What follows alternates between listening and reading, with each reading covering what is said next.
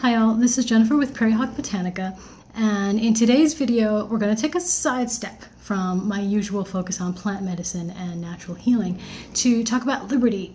I don't usually share my views on libertarianism or anarchy simply because other people are already handling that and they're doing a fine job. They don't need me to add my 2 cents in. So especially as pertains to economic theory and philosophy, I usually let the more clever ones handle that one, and the ones who are willing to get into an argument with people, because I'm usually not. But what I can share from experience are some of the things that we can all do to feel to be a little freer, to embrace liberty as much as we can in an increasingly statist world. Most of us, sadly, can't, up stakes and move out of the country that we're currently in into one that's a little freer, so we're stuck having to find a way right here where we are, in my case in the US. So I've got 3 tips today to share that can just help everybody be a little freer. The first step is one that you've heard before: get out of debt. Then this one is huge, because whether it's a lowly, small credit card on up through car loans, school loans, and even mortgages, you feel like a whole lot of your hard-earned dollars are just going straight to gigantic banks. And if you feel that way, it's because it's true. So the number one thing that I can think of to try to gain back some of your own personal economic freedom and not have so much of your money bleeding out, is to get yourself out of debt.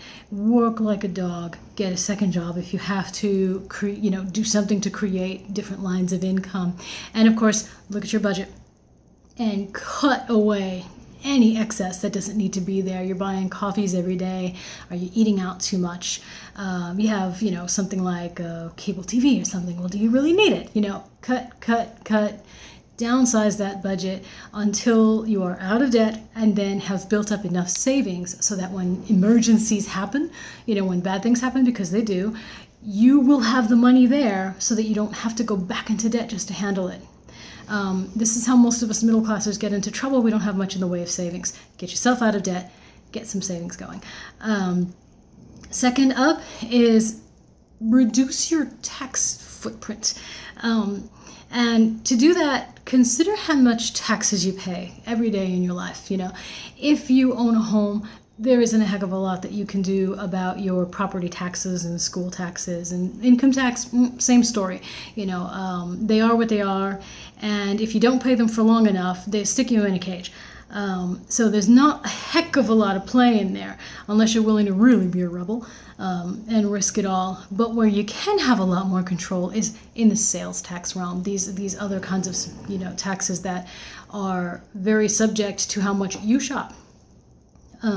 And so here's where you can have a lot of play. And the way to get around that is to get crafty, get handy, begin to take back some of the money that you spend on food, on repairs, building things. As an example, I don't like sitting, so I have a stand-up desk that would have cost me hundreds of dollars, if my husband and my son didn't put their heads together and actually make me one for, I think, something like $100, and just saved us tons and tons of money.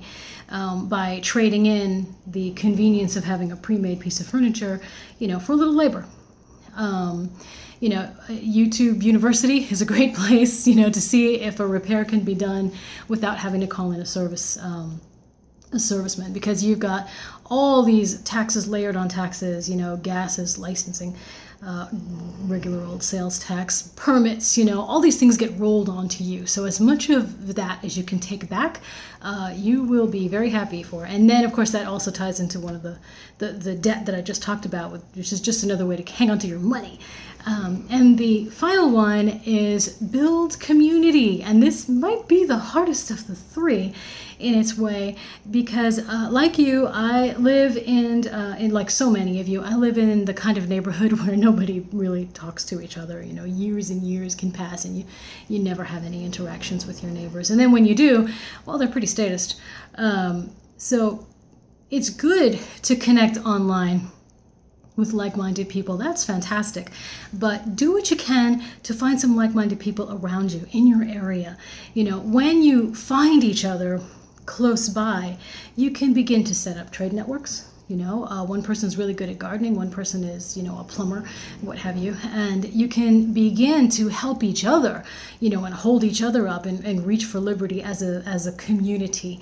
And you may even wish to encourage some like-minded folks to, move closer to you, or the other way around, in order to try to build these, just a greater community feeling.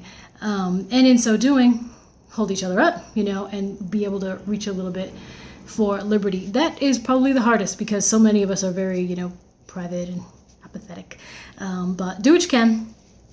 And you will find that if you can put these 3 things into action, that you will have a little more control over your money, your time, and your life. That's it. Quick video today. Good luck, and see you next video.